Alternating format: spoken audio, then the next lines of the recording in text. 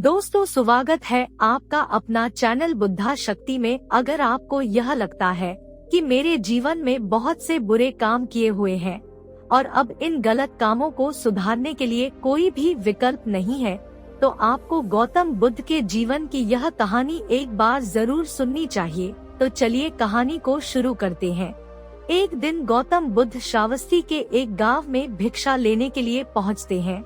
जब गांव में प्रवेश करते हैं तो देखते हैं कि पूरे गांव में सन्नाटा छाया हुआ है। दूर दूर तक कोई भी व्यक्ति नजर नहीं आता। बुद्ध उस गांव के पहले द्वार पर जाते हैं और कहते हैं कि मुझे भिक्षा दो, पर भीतर से बाहर कोई नहीं आता। बुद्ध दूसरे द्वार पर जाते हैं पर कोई दरवाजा नहीं खोलता है। तीसरे द्वार पर जाते हैं पर उस द्वार से भी कोई व्यक्ति बाहर नहीं। फिर अचानक से एक दरवाजा खुलता है जिसमें से एक व्यक्ति बाहर निकलता है। वह जल्दी से बुद्ध का हाथ पकड़ता है और उन्हें अपने घर में ले जाता है और कहता है कि क्षमा करें बुद्ध, पर इस समय आप बाहर नहीं जा सकते। अंगुलीमाल को श्रावस्ती की सीमा पर देखा गया है। सभी गांव वाले डर के मारे अपने अपने घरों की खिड़कियां और दरवाजे बंद करके बैठे हुए हैं। बुद्ध उस व्यक्ति से पूछते हैं कि कौन है यह अंगुलीमाल और उससे इतना भय क्यों है। वह व्यक्ति कहता है कि अंगुलीमाल राक्षस है। उसे जो भी मनुष्य मिलता है, बच्चा, वृद्ध, स्त्री, पुरुष, यहाँ तक कि सन्यासी भी, वह किसी को भी नहीं छोड़ता है। बुद्ध उनसे पूछते हैं कि वह धन के लालच में यह सब करता है क्या। वह व्यक्ति कहता है कि नहीं, उसे धन का कोई लालच नहीं है। वह जब भी किसी आदमी को मारता है तो उसकी उंगली काटकर अपने गले की माला बनाता है, इसीलिए उसका नाम अंगुलीमाल पड़ गया है। और यह भी सुना है कि जब उसके गले की माला में 100 उंगलियां पूरी हो जाएगी तो उसकी विनाशक शक्तियां और भी ज्यादा बढ़ जाएंगी। बुद्ध कहते हैं, आभार हो आपका जो आपने मुझे उसके बारे में बताया। फिर वह व्यक्ति बुद्ध से कहता है कि कृपा कर आप बाहर न जाइए, क्योंकि वह आप पर भी वार कर सकता है। बुद्ध कहते हैं, भय से अपनी राह छोड़, ऐसा मैंने कभी नहीं किया। मुझे भिक्षा मांगता देख जन जन के हृदय में अंगुलीमाल का भय कम होगा। फिर वह व्यक्ति कहता है, नहीं बुद्धा, मत जाइए, वह बहुत ही ज्यादा खतरनाक। बुद्ध कहते हैं कि वह खतरनाक नहीं बल्कि वह दुखी है और मुझे उसके पास जाना होगा क्योंकि उसे मेरी जरूरत है। इतना कहते हुए बुद्ध उस व्यक्ति के पास से चले जाते हैं। कुछ दूर चलने के बाद बुद्ध वन में प्रवेश करते हैं। वन में चारों ओर एक सन्नाटा छाया होता। दूर दूर तक न तो कोई मनुष्य न कोई पशु पक्षी दिख रहा होता है, पर गौतम बुद्ध अपने मार्ग में आगे बढ़ते रहते हैं। अचानक बुद्ध के सामने अंगुलीमाल आकर खड़ा हो जाता है। उसका अवतार इतना डरावना है कि कोई भी व्यक्ति उसे देखकर ही भयभीत हो जाए। उसके गले में उंगलियों की माला होती है, चेहरा और हाथ रक्त से भरे होते हैं और शरीर बलशाली होता है।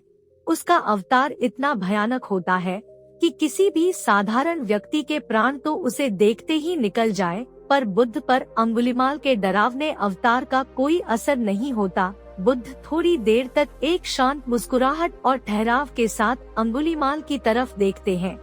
फिर बिना उससे कुछ भी कहे उसकी बगल से निकलकर अपने मार्ग में आगे बढ़ जाते हैं। बुद्ध को ऐसा करते देख अंगुलीमाल को यह समझ नहीं आता है कि उसके साथ यह हो क्या रहा है। वह मन ही मन सोचता है कि मुझे देखकर लोग या तो भाग जाते हैं या मुझे देखकर मर जाते हैं या मुझसे अपने प्राणों की भीख मांगने लगते हैं। मैंने कई सन्यासियों को भी मारा है, पर मैंने आज तक कोई ऐसा व्यक्ति नहीं देखा जो मुझे नजरअंदाज करके अपने मार्ग में आगे बढ़ जाए। या तो इसने मुझ पर ध्यान नहीं दिया होगा या फिर हो सकता है कि यह देख ही न सकता हो, पर मुझे इससे क्या मतलब, मुझे तो अपने गले की माला पूरी करनी है। अंगुलीमाल बुद्ध को आवाज लगाता है, असाध्य रोग। फिर भी गौतम बुद्ध अंगुलीमाल को नजरअंदाज करते हैं और अपने मार्ग में आगे बढ़ते रहते हैं।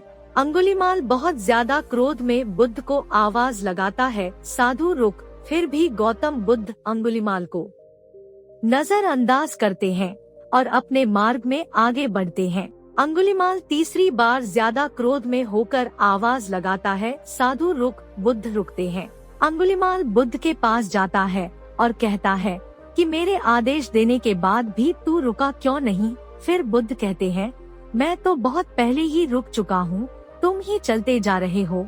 अंगुलिमाल ये समझ ही नहीं पाता है कि बुद्ध क्या कह रहे हैं, पर वह इतना जरूर समझ जाता है कि सामने खड़ा व्यक्ति उससे थोड़ा भी नहीं डर रहा है।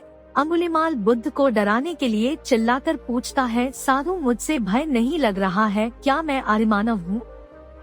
बुद्ध कहते हैं कि नहीं, तुम मानव हो। बुद्ध की यह बात अंगुलिमाल के मन पर लगती है। पहली बार उसे किसी ने मानव कहा था, पर वह इस बात को नजरअंदाज करने का प्रयास करता है और बुद्ध से पूछता है कि साधु तूने यह क्यों कहा कि तू कब का रुक चुका है, जबकि तू तो चल रहा था, और तूने यह क्यों कहा कि मैं नहीं रुका? बुद्ध कहते हैं कि मैं बहुत पहले ही रुक चुका हूँ, यानी मैंने ऐसे सारे बुरे काम करना पहले ही छोड़ दिया है जिससे कि व्यक्ति को कष्ट पहुँच सकता है। सब जीना चाहते हैं, बस तुम उन्हें दया की भावना से देखने का प्रयास करो। गौतम बुद्ध के ये शब्द दोबारा से अंगुलिमाल मन पर चोट करते हैं। पर्वत दोबारा से बुद्ध की बातों को नजरअंदाज करने का प्रयास करता है। इस बार वह बहुत गुस्से में था। उसने भयानक तलवार लेकर बुद्ध के पास आकर उसकी गर्दन पर रख दी। उसका मतलब था कि वह पहले जैसे लोगों की हत्या करने का इरादा कर रहा है। उसने बुद्ध से जोर से चिल्लाकर कहा, मानव में कोई प्रेम नहीं है, न कोई दया है, सब छल और धोखा है। मैं सबको मार डालूंगा और किसी को बचने नहीं दूंगा। बुद्ध ने उससे कहा, तुमने बहुत लोगों को दर्द दिया है। बुराई और क्रूरता इंसान की अज्ञानता के कारण होती है। ईर्ष्या, द्वेष, मोह और माया ये सब भी अज्ञान से उत्पन्न होते हैं। लेकिन कुछ लोग ऐसे भी होते हैं जिनके अंदर दया और समझ की एक प्रकार की रोशनी जागती है। अंगुलिमाल, अगर इस जीवन में तुम क्रूर और निर्दयी हो तो दयालु भी हो सकते हो। तुम्हें अपनी आंखों से उस अंधकार की पर्दा हटाना होगा जिसने तुम्हें केवल बुराई ही दिखाई। तीसरी बार जब बुद्ध के शब्दों ने उसके दिल तक पहुँचे, अंगुलिमाल ने खुद पर काबू पाया। उसे समझ में नहीं आया कि पहले क्यों वह इतना अशक्त महसूस कर रहा था। वह कोशिश करता है कि वह गुस्सा करे, पर वह नहीं कर पाता। वह बड़ी हिम्मत से अपने क्रोध को दिखाकर बुद्ध के सामने आता है। वह कहता है, तुम और अन्य लोग मेरी तरह नहीं हो। बुद्ध उससे कहते हैं कि सब लोग एक समान होते हैं, बस वे जागरूक होते हैं और यह सिद्ध कर रहे हैं कि सभी में जागरूकता की क्षमता होती है। उसका मार्ग क्रूरता को दया में बदल देता। अंगुलिमाल, तुम वर्तमान में घृणा की दिशा में चल रहे, बस यहाँ रुको। तुम्हें यह शक्ति है कि तुम दया की ओर बढ़ सकते हो। ऐसा सुनकर अंगुलिमाल की तलवार उसके हाथों से गिरकर जमीन पर आती है। उसकी आंखों से आंसू बहने लगते हैं। कितना समय तक कोई बुद्ध को अनदेखा करेगा? अंगुलिमाल रोते हुए बुद्ध से पूछता है कि क्या वह वही है जिन्हें लोग बुद्ध कहते हैं? 16, जो लोगों को मुक्ति के मार्ग पर चलना सिखाते हैं। हाँ, मैं वही हूँ। मैं तुम्हें मुक्ति के मार्ग पर ले जाना चाहता हूँ। तब अंगुलिमाल कहता है, पर मैं अब बहुत दूर चला गया हूँ। मैंने बहुत सारी हत्याएं की हैं, बहुत बुरे काम किए हैं। मैं अब चाहकर भी वापस नहीं आ सकता और मेरा वापस लौटना असंभव सा लगता है। लेकिन बुद्ध कहते हैं कि कुछ भी असंभव नहीं है।